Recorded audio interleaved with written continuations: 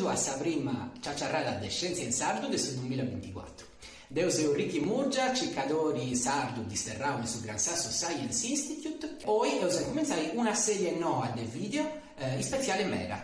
Deus narrare Sardinia Antartide e da fai in parisi con Mario Lecca. Chiesti un meteorologo, un fisico dell'atmosfera del CNR, chi conoscesi già, poi io questionavo già le scienze in sardo, come comunque Mario, su che clima, meteo e questa catastrofe climatica che si subivendi, ma poi da Sardinia Antartide con Mario, poi Mario c'è stupato in Antartide. C'era passai un anno per una stazione italo-francese, Concordia Station, su Parisi con un altro scienziato, con un altro sardo loro, Deus B, andò a fare un montone di esperimenti sulla fisica dell'atmosfera e altro sicuro.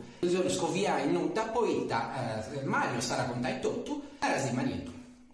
Os mando un saluto di un luogo speciale che qualcuno ti schizzai per 2 mesi magato in Antartide, questa stazione italiana francese che si chiama Concordia che bidesi in Palermiasa.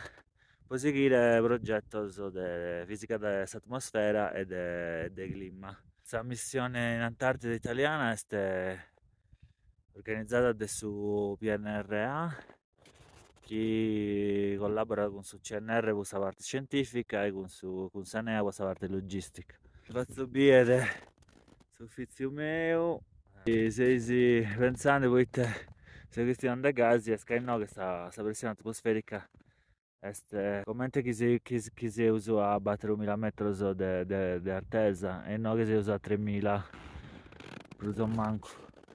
E tanto no che è difficile respirare che tenere su 20 km 30 pochino di ossigeno del manco.